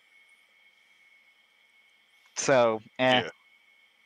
I actually really like Whisper of the Heart. I think it's an underrated movie, or at least an That's the Country noticed Roads movie. movie, right? Yes, at Fantastic least movie. an under noticed movie, underappreciated maybe. I don't know what It's the exact right word would be, but it doesn't get enough attention, which is a shame. yep. It's actually a really good movie. So there's three movies like my sister and I love, and Whispers of the Heart is like one of them. Like we love House Moving Castle, and just so you know, our relationship is terrible. Uh, Whispers of the Heart, House Moving Castle, and like Porco Rosso slash um, House Moving Castle. Um, Spirited Away. Like the three of us absolutely love those films. Now, after I've done reviews on all of Miyazaki's movies specifically, so if I wanted to, I could probably turn that into a book. If I were to make the book, which I'm going to do one day, but I'm going to restructure and try and make it like lessons that you could get out of the movies. Try and structure it in that way so that at least it's adding something to the discussion. You know, Mm-hmm. there needs to be a reason for it to exist, Mm-hmm. right? Uh, Probably of those reviews, my favorites of the ones that I've written is my Wind Rises review, and in that review, I called the main female character the wrong name the entire review, and I need to rewrite it. I legitimately did, and I was horrified to read it after like months after, for whatever reason, I was looking through them and I noticed I called her by the wrong name the entire review. So, oh well. I called her Noriko, and her name is Nahoko. And I have no idea why I called her Noriko either. But Yeah, whatever. that's not a common name either. My opinion on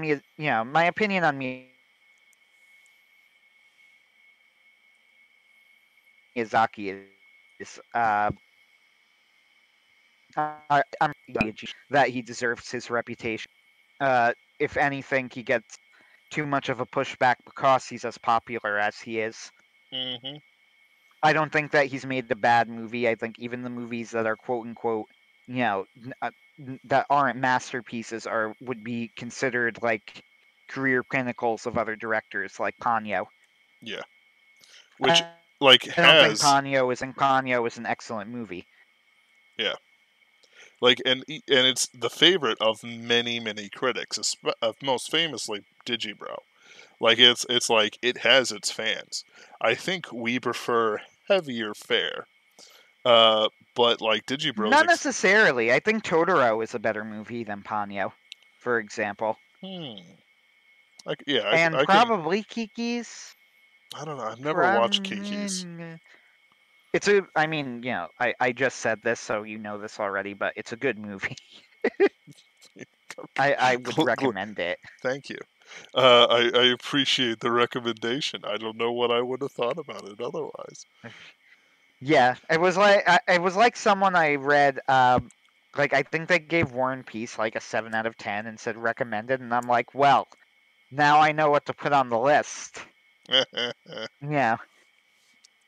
All right. Which this was a real review, but anyway, as far as Miyazaki, if my official opinion on him is that all you could subdivide his movies fairly neatly into like little kids films, adult films, and the action movies. I think he has three masterpieces, like and by masterpiece I mean that as to say three movies that I would put up and say stand with the greatest movies ever made.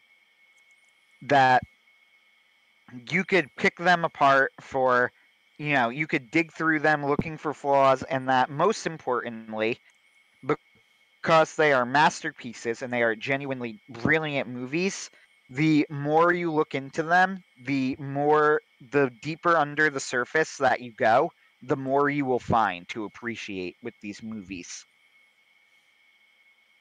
And they would be Princess Mononoke, Spirited Away, and The Wind Rises. And they're three wildly different movies, but I think that they're three masterpiece films. I think that his other stuff is made up of varying degrees of. I don't think there's a bad one in the bunch. Yep. Every single one is worth looking at. And, like, sort of let's. Really worth rewatching, honestly. I think I've rewatched. I might have rewatched all of them but Ponyo. Let me think. I am getting a real, like, tickle to rewatch Porco Rosso again. Because that's such a brave and bonny and bold movie. Which movie? Porco Rosso. What do you mean by a brave movie? As in the character's brave. Like, it's like everyone's brave and bold, and like, even the pirates are incredibly lovable, that sort of thing. Oh, yes. Okay, I know what you mean. Not the social justice brave thing. No, I knew that. Okay. Yeah. We mentioned this at the tail end of last week, so I'll mention it again this time in that I do not think that Miyazaki is an SJW, and I think that the SJW attempts to adopt him are something that are It's doomed to failure. So doomed to at. failure. Right. Miyazaki is way too much of an independent. I'm getting a long stretch of I don't hear you saying anything at all. Oh boy. So let's All right. Go ahead. So we've tidied up our conversation on Miyazaki, as well as like heritage and stuff like that. I think So, like, I think you've read more of Demons. Excuse me. No, you've probably read more of Demon Slayer than I have. I read like the last arc. I flipped through a few places, but that's about it. I literally only read the last 4 chapters, so it's arguable. Demon Slayer is a hearty recommendation, even though Yes. I haven't seen all of it. And the reason why I'm saying it's a hearty recommendation, even though You haven't seen all of it? So you haven't seen the anime yet? I've seen part of the anime. The reason why Did you make it to the big episode 19 fight? Absolutely. And then I said, I've seen it. I So don't you need saw it. the majority. Yeah. Like, it's like the first third of the manga or something like that. I don't know. Or less, actually. But what I'm saying is that we can heartily recommend something that has both an excellent beginning and an excellent end that fits together hand in glove. Promise Neverland doesn't fit as well. However, it's still a fair recommendation just because the first arc and maybe the second, third, and fourth arc are certainly worth reading. And I've finished all of Promise Neverland from the beginning. And I could say the hmm? first arc is something that is interesting and different and entertaining.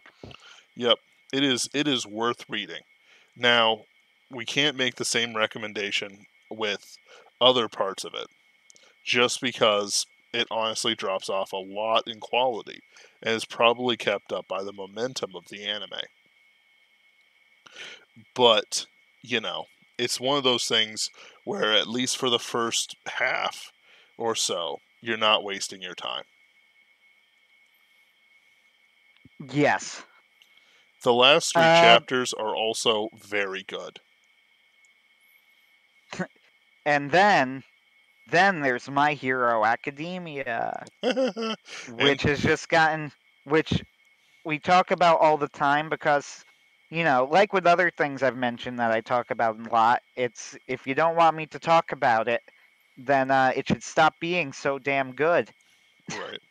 So how about this? It's worth talking about. How about I lay out something for next week? How about you recommend a manga or anime that you like something that I haven't seen that you consider absolutely necessary? And I've seen Full Metal Alchemist Brotherhood, so just cut that off at the knees, and I'll recommend a manga to you. Okay, I actually have a good one that I talk about fairly that I don't think you've seen, but I think is one of my all-time favorites.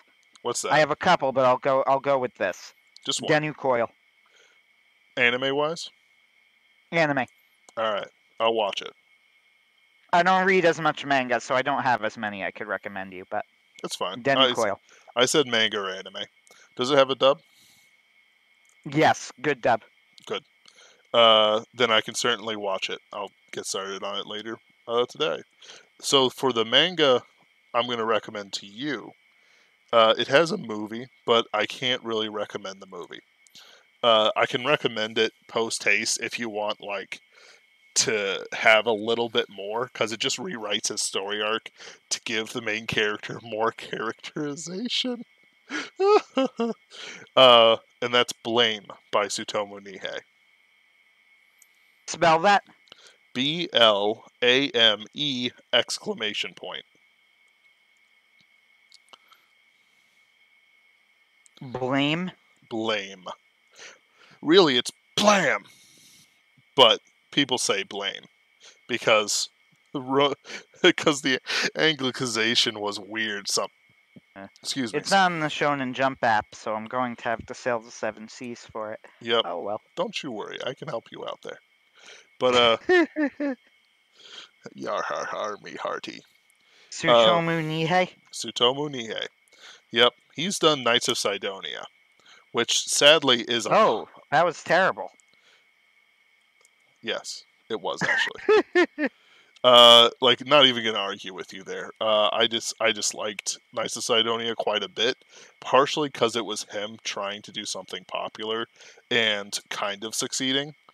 But it's it's not Blame and it's not Biomega, which is its cooler cousin that walks in with a fancy haircut and a really sweet motorcycle. Like, oh, Okay, I Biomega. found Blame. It's not that long, actually. It is not. Relative, anyway. It's long enough, but it's Yep. not crazy long. It tells a story, and it's a pretty whack ass story. I'm not gonna lie to you. Uh, yeah, I could easily finish this by next week. That's not an issue. Denu Coil is 20 something episodes. Is that the Honestly, it's in my S tier, the Speedwagon tier of anime. ooh, S for You know, Speedwagon? I don't do like I said, I don't really do number ratings because I think that leads to leads to madness. But I tier my anime, and Denu Coil is the S tier. You know, it's up with like the best of the best anime. It came out the same year as Gurren Lagann, and if you look up like the awards from that year, Denu Coil and Gurren Lagann literally like split all of the awards that year, almost 50-50. Who was the director on that show? I don't know. He had another show that was gonna. I know that's like in production. That's about a bunch of kids who get trapped in a space station and Ooh, can't communicate with like the outside and need to figure out how to survive. And honestly, that sounds amazing. right. I like my And kids I like I like really my hope it's political made one day. rivals. Did you hear that? I like my kids like I like my political rivals, trapped somewhere I can't get to them. Let's see. Denu Coil, Mitsuo Iso Oh, I is don't know that one. created by. It says demographic shoujo. I don't. I guess it's a shoujo because the main characters is a girl. I guess so. In the same way, Whatever. Magical Girl is shoujo. Well, Denu Coil. How about this? It's sort of like watching a cyberpunk show, but by Mamoru Hosoda. Mm, that's The interesting. style is very reminiscent of Mamoru Hosoda. People say cyberpunk by Ghibli, but I think that it actually looks more like Hosoda. And I think that tone-wise, Ghibli, Hosoda, that sort of family-friendly thing, it's like family-friendly cyberpunk, and it's a masterpiece. It's a brilliant. It has a great dub. Uh, 26 episodes. There you go. Just the one season, anime original. There's no manga to speak of. Mm-hmm. No, that's fine. Uh, yeah, that works for me. I'll check it out, and we'll meet back next week to talk about them. In fact, it helps out because both Blame and Danu Coil are in this. Oh my goodness, I nearly got The ruined. cyber Cyberpunk. subgenre. Yep. I mean, Denu Coil. It actually raises some questions where can you even call, without the bleak dystopic tone, is it even fair? It shares a theme of cyberpunk, of that blending of the virtual and real world, Mm-hmm. and asking that question of like, when does one end and the other begin and that sort of thing. It shares that theme, and there's definitely dystopic elements to the world. Yeah. But at the same time, it does raise the question of can you call something that is manifestly not a, bleak dystopia, it's a very superversive show and not very Ghibli-esque, Soda-esque type of superversive too. Not it's not a dark show, though it does go dark places at times. It's interesting. I don't really know if you could call it. It misses so much of that noir aesthetic that makes cyberpunk so instantly recognizable that Mm-hmm. it's hard to say if you could really call it that. But at the Yeah. same time, it has the elements too. That theme of the blending of technology and the real world question of when does the other begin and that sort of. Yeah. Yeah, it says blame, pronounced blam. Yeah. It's pretty wild, dude. I'm not gonna lie. It's like I kind of want to do this for a It's couple so weeks. funny because this is like the opposite of Denu Coil. As I read it. Like, It's not the opposite in terms of story, but I'm just like Denu Coil is about like children with cyber technology going on adventures, and then it's like Blame. Killy is a man of few words. He right? wanders through a lonely gargantuan labyrinth of concrete and steel, fighting off futuristic nightmares. Yeah. And then I'm like, that. Here's a question for you that I'm curious what your answer is. Is Blame superversive? No, but it's not subversive either. Okay. So, Denu Coil is superversive. I would say Denu Coil is actually, very superversive. I'm going to say, actually, it's minor superversive. If I'm going to tip the scale either way, it's neutral to minor superversive. So ultimately, Killy is fighting for the sake of humanity. He's a pretty cold bastard, but he's oftentimes fighting on the right side of things, and he will stop at nothing to save humanity. However, he's doing it by finding the internet password.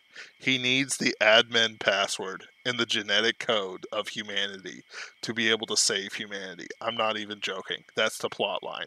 Killy is a IT system specialist with anger management issues who is searching for the admin password in a city that's at least twice the size of the orbit of Jupiter. So That's like, a large city. yep. It's like the art. Honestly, though, I kind of love. If you're gonna go big, you might as well go as big. Oh yeah, like his Yeah. fingerprints are all over my work. Just like, but it's not from like Knights of Sidonia. It's just Blame. Ah well. Anyway, we've been talking for quite some time. It's been a lot of fun. Anthony, do you have a final word for us? Anthony. Uh, Oh, good. Nothing all of that thing outside of what I normally say, which is make sure that you're always thinking about what you read and watch and consume. And I do this for you, the people. Can you spell this coil show? Sure. I've actually heard of Denol Coil for quite some time, and it's just time I need to watch it. But no, I look forward to your opinions. I would call it a cult classic. Ooh, I'm. I would say, like I said, it came out the year Gurren Lagann came out was like what 2007. Yep. Kind of a weak year, weirdly overall for anime. However, those two shows came out and like split every award, and they've stood the test of time, both of them. Because I just rewatched Gurren Lagann, and it was just as good as I remembered it.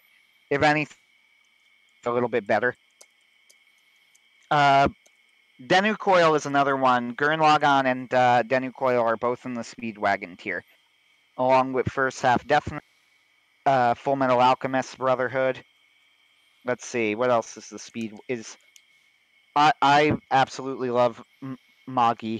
I'll talk about, and maybe that'll be another one. Although that's an interesting one. I Whatever. have to be able to watch it in a week without like disturbing my stuff too much. That's Sorry, the only limit. you broke up. I have to be able to watch it in a week. That's the only limit. Anyway. Yeah, I know. That's fine. Now I don't know if I would John C. Wright wrote a whole thing on Magi criticizing it that I like tried to respond to, which was fun, honestly. Like legit and non-sarcastically, I actually find that sort of thing fun. So. Yep. It's interesting. I like seeing the interest in the differences between people, because it's like I mentioned that I have disagreements with my sister. Like, I am the ultimate like artist type. She's the ultimate technician type. She's a doctor. I'm just a writer. So it's like our mindsets are so wildly different. But like my mother's like, you guys say the same things about each other, and I'm like, I bet she does, but it doesn't change anything. It's like, oh. Anyway, If I had to guess what you, I actually I'm not sure what you will think of Denu Coil, except that I think you will like it. I don't know how much you will like it. I was like blown away by it. The dub is great. You know, no reason to avoid the dub. Blame, as I'm reading through it, I see no reason to think that I won't like it. So I'm actually really looking forward to oh do yeah, it now. oh yeah, we'll have But some interesting conversations. I want to know how you interpret the end. That's such a loaded statement. I like the art, though. There's nothing. I don't think there's anything crazy about it Oh, it'll get so better. far. And It'll get not way that better. it's not that there's anything wrong with it. I mean, it's not. When I say like nothing crazy about it, I just mean literally. There's nothing about it that makes me go, "This is the best art I've ever seen." So Which I skip, will say about certain shows, yeah, like certain manga. if you want to just see how it goes, like skip from chapter 1, where I assume you are, to like chapter 30 and then to chapter 58. Like just go boop boop boop. Don't read the chapter, just take a look at the art. You will find the differences like night and day. It's wild. Anyway, I will. I mean, I'm reading chapter 1 literally right now because I found the website for it. Yeah, Where of people who obviously scan the pages in because you could see where it bends, which is kind of funny. But I have the anyway, master editions, all 6 of them. It cost me $150+. It was great, and it's worth it. They're huge, they're beautiful, they're glossy. I just felt pain in my heart that you said Listen, dude, that. I spend money on $150. books and food. Books and food. Remember. The $150 though. Yeah. Don't get me wrong. Not that I have anything at all bad to say about the art. It's actually quite good. Yeah, I earned the money. Like it's one of those things. I do work quite hard, and it's partly so I can afford whatever books I want. Again, that's life goals though. All right, we keep on artificially extending the stream as we hit right. 6 concurrent viewers. Oh boy, we're cooking. Holy shit! Are you sure you want to end while we're this popular? I'm gonna. Oh no, we're down to 5. All right, see you guys. There you go. That's it then. We'll never hit 6 again.